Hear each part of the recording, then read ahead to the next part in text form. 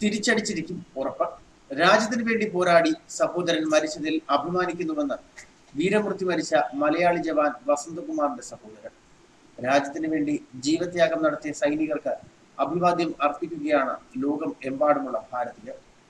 അതിനിടെ രാജ്യത്തിന് വേണ്ടി പോരാടി സഹോദരൻ മരിച്ചതിൽ അഭിമാനിക്കുന്നുവെന്നാണ് ജമ്മുകാശ്മീരിലെ പുൽവാമയിൽ ഭീകരാക്രമണത്തിൽ വീരമൃത്യു വരിച്ച മലയാളി ജവാൻ വി വസന്തകുമാറിന്റെ സഹോദരൻ പറയുന്നത്. വയനാട് ലിക്കടി സ്വദേശിയായ വസന്തകുമാറിന്റെ മരണം സ്ഥിരീകരിച്ച മാധ്യമങ്ങളോട് സംസാരിക്കുകയായിരുന്നു സഹോദരൻ സഞ്ജീവ്. ഒരു മാസത്തെ അവധിക്ക് ശേഷം ഈ മാസം 1-നാണ് വസന്തകുമാർ കാശ്മീരിലേക്ക് മടങ്ങിയത്. 2001-ൽ CRPF-ൽ ചേർന്ന വസന്തകുമാർ സ്ഥാനക്കയറ്റത്തോടെ ശ്രീനഗറിൽ ചുമതലയേൽക്കാൻ പോവുകയായിരുന്നു. 2 കുട്ടികളുടെ അച്ഛനാണ് വസന്തകുമാർ.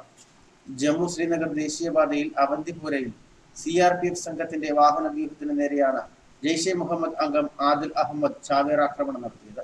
ആക്രമണത്തിൽ വസന്തകുമാർ ഉൾപ്പെടെ 44 ജവാന്മാരാണ് കൊല്ലപ്പെട്ടത്.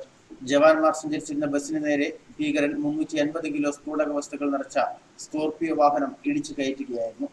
കാശ്മീർ താഴ്വരയിൽ ജോലിയിൽ പ്രവേശിക്കാൻ പോയ ജവാന്മാരാണ് ആക്രമണത്തിനിരയായത്.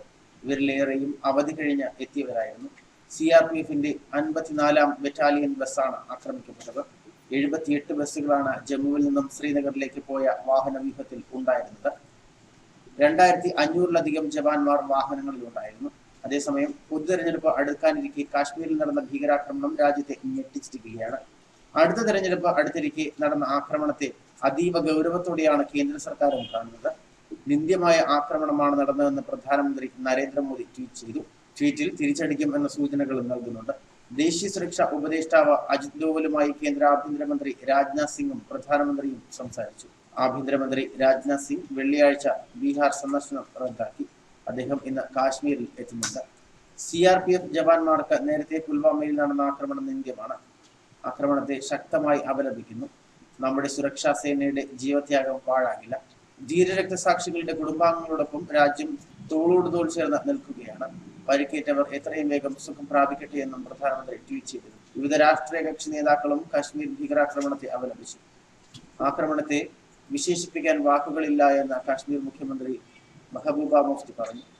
ഈ രക്തച്ചൊരിച്ചിൽ ഒഴിവാക്കാൻ കേന്ദ്ര സർക്കാരും വിവിധ രാഷ്ട്രീയ പാർട്ടികളും യോജിച്ച് മുന്നോട്ട് വരണം എന്നും മെഹബൂബ പറഞ്ഞു.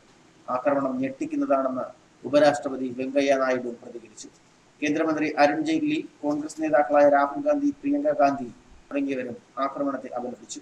കൂടാതെ മറ്റു ലോക നേതാക്കളും ആക്രമണത്തെ അപലപിച്ച് രംഗത്തെത്തി. ന്യൂസ് ഡെസ്ക് മലയാളി വാർത്ത.